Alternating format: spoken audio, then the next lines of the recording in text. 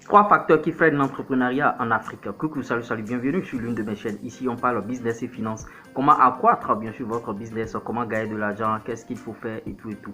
Si vous partagez, bien sûr, cette thématique, la première des choses à faire, c'est déjà de commencer par liker cette vidéo, abonnez-vous à la chaîne et n'oubliez pas d'activer la cloche de notification.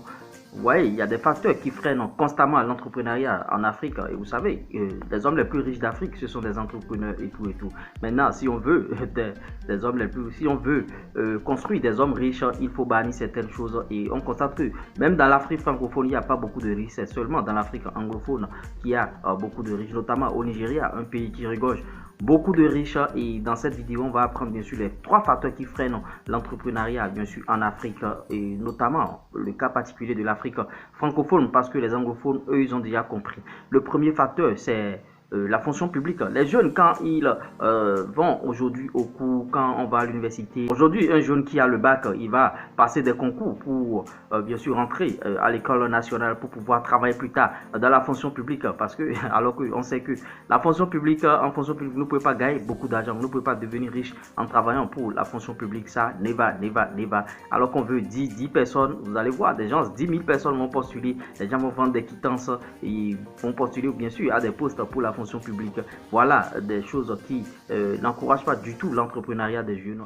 La sécurité de l'emploi, vous voyez, à travers la Covid, on a vu qu'il n'y a plus de sécurité au niveau de l'emploi. Votre emploi peut être stoppé du jour au lendemain, ce que beaucoup n'ont pas encore compris jusqu'à présent. Et je ne dénigre pas le salariat. Le salariat, c'est une très belle chose, mais en tant que salarié, vous ne pouvez pas, bien sûr, devenir riche comme vous le souhaitez. C'est vrai que bon, il y a des gens qui sont salariés et qui sont vachement riches, et je ne dénigre pas, je répète une fois encore, mais la sécurité de l'emploi fait que l'entrepreneuriat n'est pas promu en Afrique, notamment en Afrique francophone. On se dit, bon, je vais avoir des diplômes, avoir un salaire et bon, et tout, alors qu'il n'y a pas de sécurité, parce que vous avez un chef, vous avez un patron qui tient le robinet et à tout moment, il peut fermer bien sûr ce robinet. Si vous avez des CDD, si vous avez des CDI, rien ne garantit. Et la Covid a donné beaucoup de leçons à nombreuses personnes. Un facteur qui freine l'entrepreneuriat, la vision court-termiste. La plupart des gens, la plupart des jeunes africains aujourd'hui ont une vision tellement courte.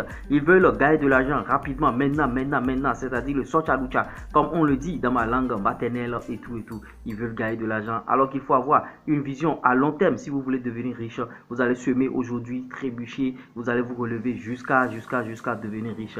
C'est ce qui fait que beaucoup n'aiment pas, bien sûr, rentrer dans l'entrepreneuriat, parce qu'on pense que l'entrepreneuriat, c'est un repos, l'entrepreneuriat, c'est si, l'entrepreneuriat, c'est un véritable casse-tête, et c'est beaucoup de travail, c'est au moins 18 heures de travail par jour. Les gens disent, bon, faut pas travailler, il faut travailler intelligemment et tout, c'est une fausse théorie. Il faut travailler dur, et c'est la vision court-termiste qui fait que beaucoup n'aiment pas l'entrepreneuriat aujourd'hui. Et bon, voilà les trois facteurs qui freinent l'entrepreneuriat des jeunes. J'espère que vous avez apporté quelque chose de nouveau, j'espère que vous avez aimé ce type de contenu.